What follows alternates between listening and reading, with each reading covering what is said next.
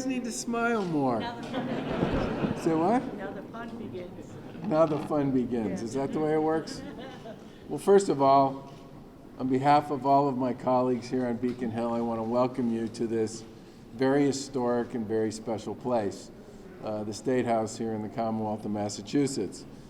If you have a chance to walk around the building at some point, either with your scoutmasters or with your teammates or with some of the folks from the legislature who are here today, I would urge you to do so and take a look at some of the murals and some of the photos and some of the statues that are on the walls, because they tell a deep and rich history about the Commonwealth and about the country. And there's a tremendous amount of tradition and honor and ceremony and yeah, there's some heroism in a lot of the stuff in this building. And I was saying to somebody earlier today that as I was walking through the building, that between the time I served in the Weld and Cellucci administrations back in the 90s and some of the work I've done since then, I've been in and around this building, well, let's just say for a very long time, probably more than 30 years.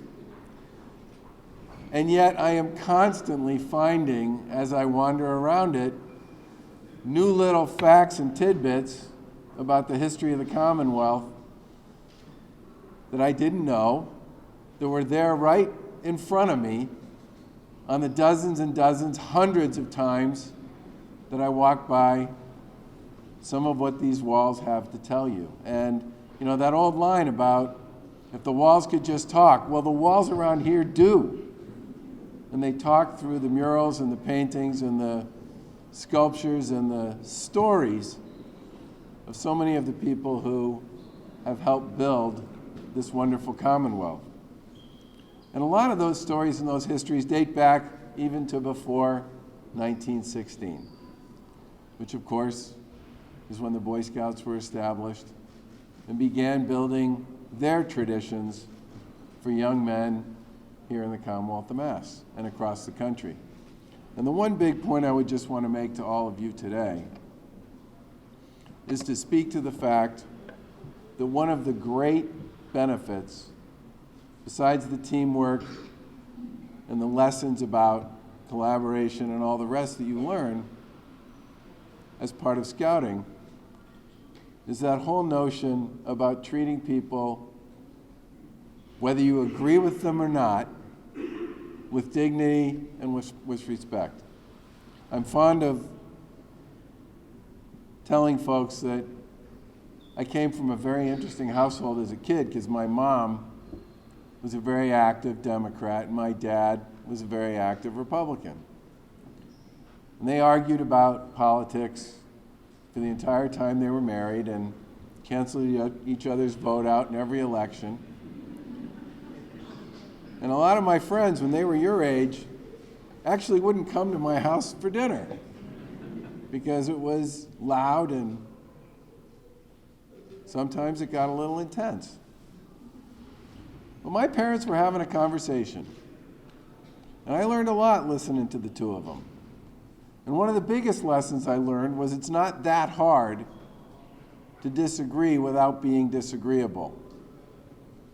I also learned that sometimes, as they had those conversations, they found out they weren't as far apart as they thought they were on whatever the particular issue was that they were discussing. And I think that whole notion of understanding that everybody comes from a different place, but out of the many backgrounds and the many circumstances and the many situations that so many of the folks who end up in scouting come from, you are all part of one organization, one tradition, and one set of standards and values that you all hold dear. And I would urge you all to model that behavior, not just as scouts, but as leaders in your community, and as you grow up and become leaders in other organizations. Because the lessons you learn, the skills you develop, those will be there to help make you part of your generation's success story if you choose to understand them and take advantage of them and incorporate them into the way you live your life. But the most important message I want to deliver to all of you is the value and the importance of bringing that notion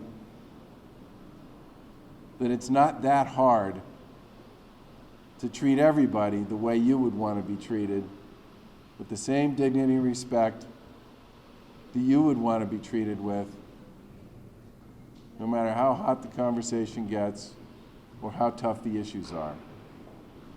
Yours is an organization that has changed and adapted to the times, sometimes through some very difficult and complicated conversations between and among your leaders and your teammates. And you are all better for it. Don't forget that. And I hope you have a great time here in the State House today. Thank you.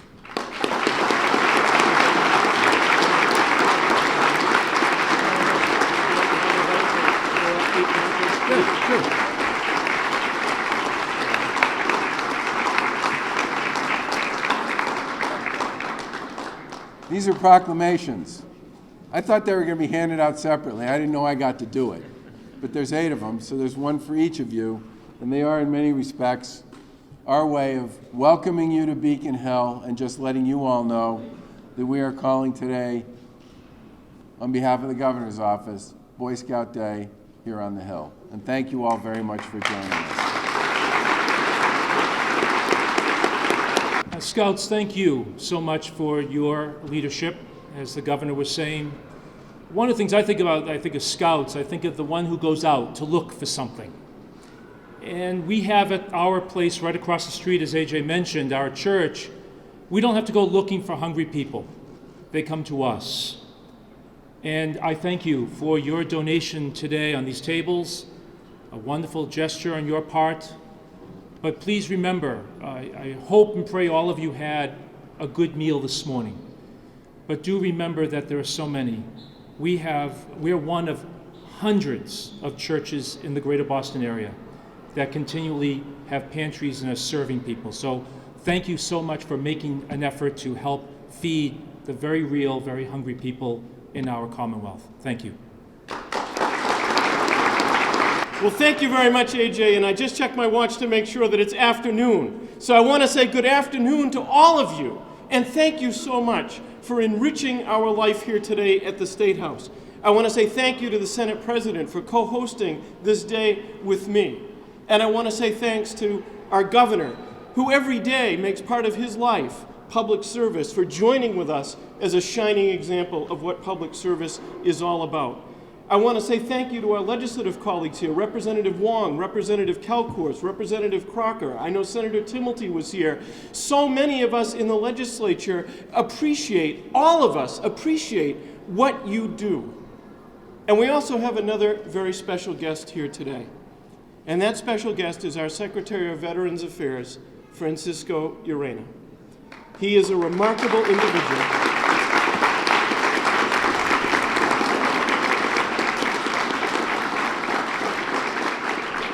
And yesterday, for the Secretary, for the Governor, for all of us who serve in the legislature, there was a special occasion here at the State House. You see, the chamber that's next to us is the most solemn chamber in the State House. It's called Memorial Hall, and it's dedicated to those who have served our country, particularly in military service. And there is a very special group of veterans who once a year comes to Memorial Hall to commemorate what happened at the Battle of Iwo Jima.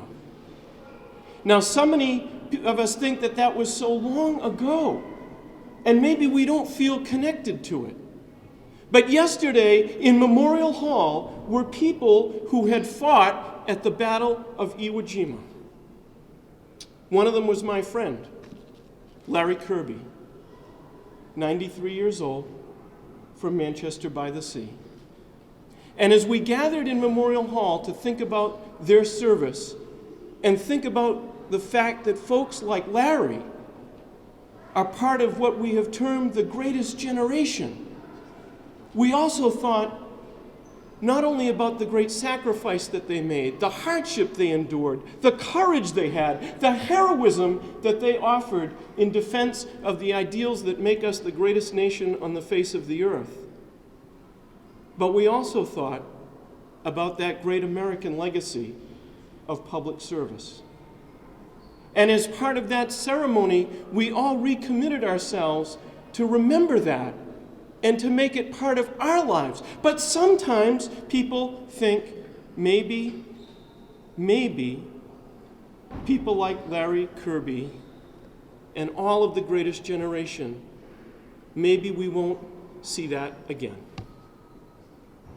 And so what a remarkable thing it is to come into this chamber and realize that in 351 cities and towns, in every corner of the Commonwealth of Massachusetts, whether it be a large city or a tiny hamlet, there is an organization called Scouting that is committed to that very proposition. That we will have a spirit of being ready, willing, and able to support each other. And that, like that greatest generation, all of you will be ready to be part of something bigger than your individual selves. Many of you that have heard me speak before know that I think the Scout Law and the Scout Oath contain some of the most important virtues that you can have in life. And virtue is important as a guiding beacon, but it must lead to action. And that's where scouting comes in. Because when we look, and we see these, we see skills that are learned not just because they are inherently important and good things to know. They are learned so that they can be put to work to help somebody else. That is the spirit that makes America great. And that's why it's important that we come together in this building, where we are a great beacon to the entire world about what can be accomplished when people believe in each other and work together and are prepared for whatever comes their way. Just like Larry Kirby and that greatest generation. And so this is an important day as well, where we come together and we realize that, yes, that spirit is alive. It's in all of you. And it's not just alive in all of you as scouts. It's involved in the adults that are involved in your troop councils and the adult leadership of scouting. It's involved in your families that remind you how important it is to be part of this kind of an effort. And it's involved in the fabric of our communities that benefit from that effort. 150,000 hours of public service. Remarkable. 200,000 pounds of food gathered to help with a mission that Father has highlighted is so critically important. And brought to our attention in a building where we can aspire to nothing higher than to create a framework for people to do good and to respect each other when they're doing it. Here's the thing. We think about a lot of big ideas in this building, and we should, because as the Senate President mentioned, we have led the nation time and again because we have those big ideas. But when you're thinking about big ideas, it's also important to think about your neighbor.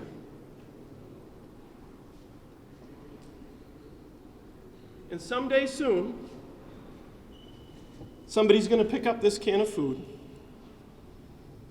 and they're going to open it, and they're going to address the hunger that is in their life at that moment. And when they do, our destiny as greatness as Americans will be fulfilled. Because whoever opens that can knows that they are connected to people they don't even know, that care about them and respect them and know that somebody wanted to help them. That virtue is what builds a great society. So whether it's a big idea and a big movement like Scouting, or making sure that this can is in the hands of someone that needs it, you give us all hope that the spirit of the greatest generation, it isn't about to go away. It lives in you, and because it lives in you, we are connected to it. Thank you all for your service, for honoring us today by being here. Thank you to Rita and to AJ and the staff that worked to make this happen. Most of all, with everything that's going on in the world, let's hold our heads up high. Say, we are citizens of Massachusetts. We care about each other, and we have a dedicated group of people that proves it every day. Thank you all very much.